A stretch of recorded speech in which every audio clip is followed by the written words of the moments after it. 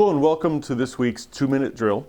The Senate is in play today on graduated income tax. Just yesterday, out of Senate Executive Committee, Senate Bill 687 passed out on a partisan roll call, and it is very important because it actually establishes the rates that the Senate Democrats say they want to go ahead and enact as part of a graduated income tax. Remember that Constitutional Amendment 1 is also on the floor in the Senate, and these are the rates that the Senate is contending that they want to go ahead and put in place if the constitutional amendment passes, and only if it passes. So just a quick look at the rates here. There's a little bit of a change, 4.75% low end on the single side, 7.99 for the wealthy. This is intended to be a partial offset to a marriage penalty.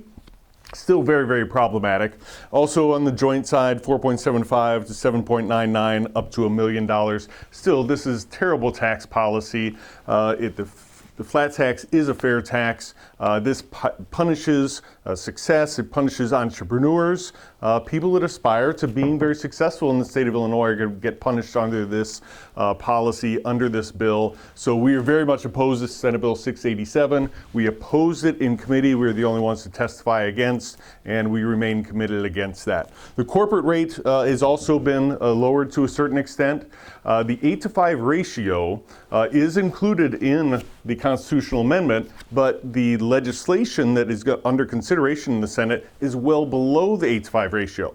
Rest assured, the first time that progressives want to spend more tax money, they're going to go right after this rate, which right now is pegged at 7.99, and they're going to go ahead and increase that all the way up to the 8-to-5 ratio. Very, very important to know.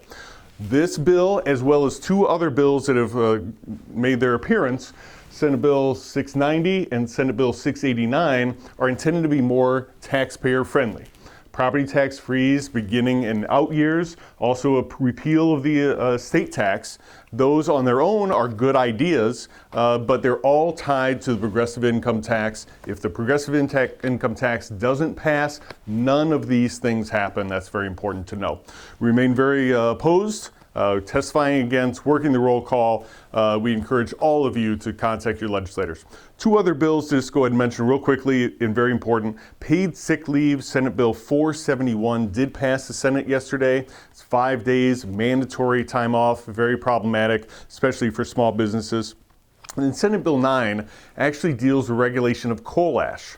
Many of you may not think that coal ash is pertinent to your business, but if you turn on the lights in your business and pay an electricity bill, this is incredibly important because it has the potential to shut down a lot of baseload generation if it passes as is. So the Chamber's on that with a broad coalition to make sure we preserve baseload capacity and electricity, hold rates down. So Senate Bill 9, very important as well. Look forward to talking to you next week and for the next 5 weeks of a very, very active end to session. Thank you.